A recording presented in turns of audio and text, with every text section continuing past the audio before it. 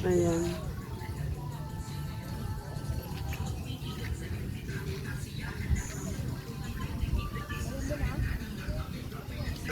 Dami ng kubo-kubo.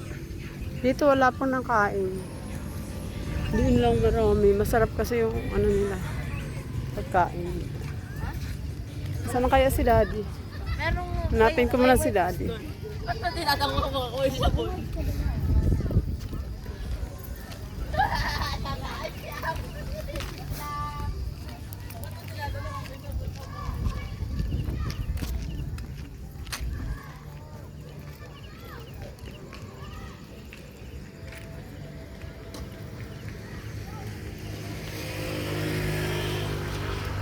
Uy, ikaw pala yan. Sabi ko ng aba, ikaw yan. Saan yung bahay natin dyan? Ayan, may pula. Asang pula? Ayan o, may koreano. Ayan o, sa gitna may pulang ilaw. Yan yung ano? Di ba may daming ilaw yun sa'yo kung nagpulaw? Oh. Itong nag-iisa. Ah, paano mo nalaman? Alam ko yun kasi pulang ilaw yun. Ayan daw guys, yan. Ayan kay koreano. Ayan, may ilaw. Inaano ko yung kapitahingaan eh, kung kita rito. Kita yun kasi nasa bundok yun eh. Dapat maliwanag. Wala.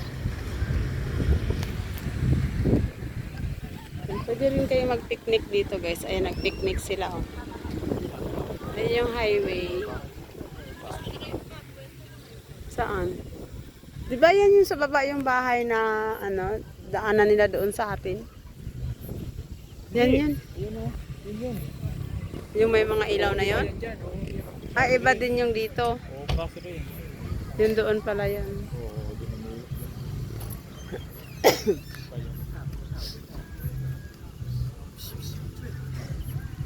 May pusa din dito. Ang taba. Ang ganda ng ano doon, restaurant nila doon dati. Parang ang sasarap ng mga pagkain. Hindi makikita yung kapitenga nga doon nagagita ng mundo. Kasi crosser yan. Kabila pala yun. Kabila yun. Ayan si Daddy. Tara na. Ay, naihi ako. Yan. Tapos na ako nag-tour dito. Ayan, may nagpipiknik guys. Saan yung motor namin? Baka kasi nagkasaan na yun. Yan yung highway. Yan yung motor namin na saan. Maraming napunta dito guys. Paggabi na ng paggabi kaya. Madaming napunta na. Nakain na sila ng hapunan. Masasarap yung pagkain dito. Promise. Pero hindi ko pa natikman. Patingin ko lang. Tingin ko lang masarap yung pagkain. Doon sa dulo na restaurant. Doon oh. Doon.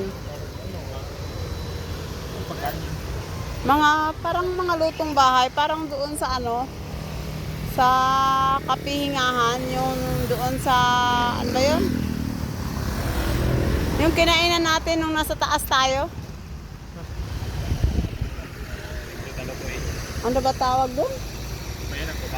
Yung restaurant na yun. Oh, yun, may doon nga, oh, nagpicnic sila, may dala silang pagkain. Meron din doon sa kubo-kubo, may dala din silang pagkain. Tapos pupunta ka ba dito, tapos dito ka lang kakain. My goodness. Mupo ka nila sa bahay mo, uy.